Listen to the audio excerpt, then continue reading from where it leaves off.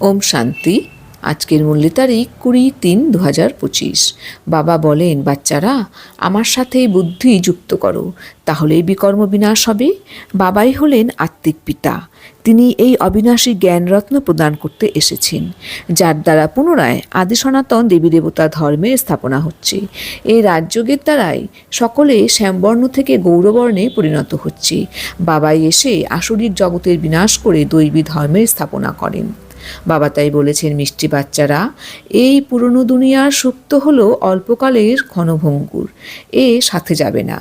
সাথে তো জ্ঞানরত্ন যাবে, সেই জন্য অবিনাশী উপার্জন জমা করো। বাবা আমাদের বলছেন যে এই যে পুরনো দুনিয়ার যে সাময়িক সুখ, এটি কিন্তু আমাদের সাথে যাবে না, এটি অল্পকালের সুখ। সাথে কিন্তু আমাদের এই অবিনাশী জ্ঞানরত্নই যাবে, যেটি আমরা ধারণ করছি। বাবা তাই বলছেন, বাচ্চারা তোমরা তো অবিনাশী জ্ঞান রত্নকে ধারণ করে তোমরা এটিকে উপার্জন করো, তোমরা উপার্জন জমা করো। অর্থাৎ তোমরা যে জ্ঞানটি অ্যাপ্লিকেশন করে তোমরা প্রকৃত ফল তোমরা উপভোগ করতে পারছো, সবার প্রতি জ্ঞানটি দান করে সবাইকে সেই প্রকৃত সুখ শান্তির অধিকারী করে তোলার সেবা করো, অর্থাৎ সকলকে সুখ দান করো। প্রশ্ন, বাবার পড়াশোনাতে তোমাদেরকে কোন বিদ্যা শেখানো হয় না? উত্তর, ভূতবিদ্যা। কারোর সংকল্পকে রিড করা, এই হলো ভূতবিদ্যা। তোমাদেরকে এই বিদ্যা শেখানো হয় না। বাবা কোনো থট রিডার নন, তিনি হলেন জানানহার, অর্থাৎ নলেজফুল। বাবা তোমাদের আত্মিক পড়াশোনা পড়ানোর জন্য আসেন। এই পড়ার দ্বারা তোমরা 21 জন্মের জন্য বিশ্বের রাজত্ব পেয়ে যাও। তো বাবা আমাদের স্পষ্ট বুঝিয়ে বলে দিলেন যে বাবার এই পড়াশোনাতে কিন্তু কোনো রকম কোনো ভূতবিদ্যা কিন্তু করানো হয় না। কারোর সংকল্পকে কিন্তু কোনো সময় রিড করা হয় না।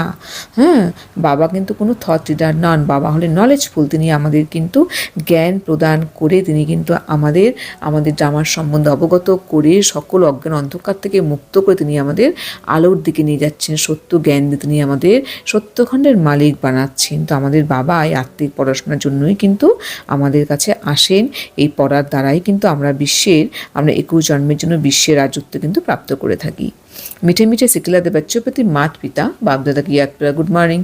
रूहानी बाप की रूहानी बच्चों को नमस्ते। रूहानी बच्चों की रूहानी बाप दादा को याद प्यार गुड मॉर्निंग। नमस्ते नमस्ते नमस्ते। ধারণার জন্য মুখ্য সার নাম্বার 1, বাবা স্মরণের জন্য অসীম সুখের অনুভব করার জন্য বুদ্ধির লাইন ক্লিয়ার থাকতে হবে।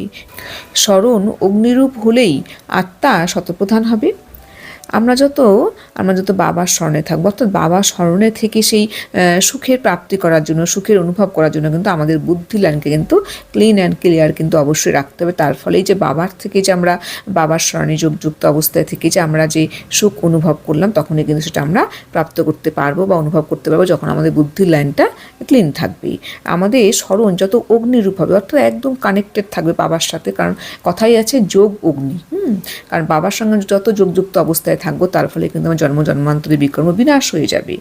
তো আমাদের যত স্মরণ যত আমাদের অগ্নিরূপ হবে, তার ফলে কিন্তু আত্মা কিন্তু আমাদের শতপ্রধানে পরিণত হবে, অর্থাৎ পবিত্র হবে। নাম্বার 2, বাবা কড়ির বদলে রত্ন দেন। এই রকম ভোলানাথ বাবার কাছে নিজের ঝুলি ভরপুর করতে হবে। শান্ত থাকার পাঠ পড়ে সদ্গতি প্রাপ্ত করতে হবে। তো বাবা আমাদের রত্ন দেন, তিনি কিন্তু আমাদেরকে শান্ত থাকার কিন্তু পাঠ পড়ান। তো এই রকম ভোলানাথ বাবার কাছে কিন্তু আমাদের ঝুলি কিন্তু ভরপুর করে নিতে হবে। তো বাবার কাছে কিন্তু আমরা শান্ত থাকার পাঠ পড়ে কিন্তু আমাদের সদ্গতি প্রাপ্ত করতে হবে। বরদান, মায়ার বন্ধনগুলির থেকে সদা নির্বন্ধন থেকে যোগযুক্ত বন্ধনমুক্ত হও। তো বাবা আমাদের বলছেন যে আত্মা যত যোগযুক্ত অবস্থায় থাকবে, সেই কিন্তু বন্ধনমুক্ত হতে পারবে এবং সেই কিন্তু মায়ার বন্ধনগুলির থেকে সর্বদাই কিন্তু নির্বন্ধন থাকতে পারবে। স্পষ্টীকরণ, বন্ধনমুক্তের লক্ষণ হলো সদা যোগযুক্ত বাচ্চারা দায়িত্বের বন্ধন বা মায়ার বন্ধন থেকে মুক্ত হয়। মনের বন্ধনও থাকবে না। লৌকিক দায়িত্ব তো হলো খেলা। এই জন্য ডাইরেকশন অনুসারে খেলা রীতির দ্বারা হাসতে হাসতে খেলো, তাহলে ছোট ছোট বিষয়েও কখনো ক্লান্ত হবে না। যদি বন্ধন মনে করো, তাহলে বিরক্ত হয়ে যাবে। কি কেনর প্রশ্ন উঠবে, কিন্তু দায়িত্ব হলো বাবার আর তোমরা হলে নিমিত্ত। এই স্থিতিতে থেকে বন্ধনমুক্ত হও, তাহলে যোগযুক্ত হয়ে যাবে। তো বাবা আমাদের বলছেন যে বন্ধন মুক্ত যে আত্মা, তার লক্ষণ কিন্তু হলো সদা যোগযুক্ত, অর্থাৎ সে সর্বদা যোগযুক্ত অবস্থাতেই থাকবে। আর যোগযুক্ত বাচ্চারা কিন্তু দায়িত্বের বন্ধন, মায়ার বন্ধন এসব থেকে কিন্তু মুক্ত থাকে। তাদের মধ্যে কিন্তু কোনো রকম মনের বন্ধনও থাকে না। হ্যাঁ, কারণ এই লৌকিক দায়িত্ব তো হলো খেলা। হ্যাঁ, বাবার যে ডাইরেকশন, আমি যদি সেই ডাইরেকশন অনুসারে চলি তাহলে কিন্তু আমাকে কিন্তু এই লৌকিক যে খেলা রীতি, যে এই যে লৌকিক যে আমাদের যে দায়িত্বটাকে আমরা খেলা রীতি দ্বারা কিন্তু আস্তে আস্তে খেলবো, এবং ছোটো ছোটো বিষয়ে কিন্তু আমরা কখনো কোনো ক্লান্ত অনুভব করব না। যদি বন্ধন মনে করি তাহলে কিন্তু আমরা বিরক্ত হয়ে যাবো, তখন কেন এরকম হলো, কি এরকম হলো, এই যে কেন কি এর প্রশ্নের মধ্যে কিন্তু আমরা আবার আটকে যাব, তখন আমাদের মনের মধ্যে এই প্রশ্ন ক্রিয়েট হবে।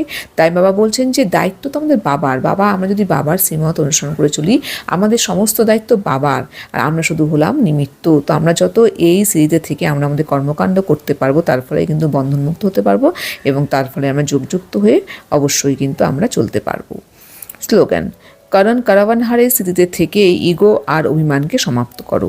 করণ কারাবানহার অর্থাৎ আমাদের বাবা, আমরা যত বাবা স্মৃতিতে থাকতে পারবো, বাবার স্মরণে থাকতে পারবো, তার ফলে কিন্তু আমাদের মধ্যে থেকে যে ইগো আর অভিমানকে কিন্তু অবশ্যই আমরা সমাপ্ত করে একটা শান্তিপূর্ণ কিন্তু আমরা জীবন অতিবাহিত করতে অবশ্যই পারবো। ওম শান্তি।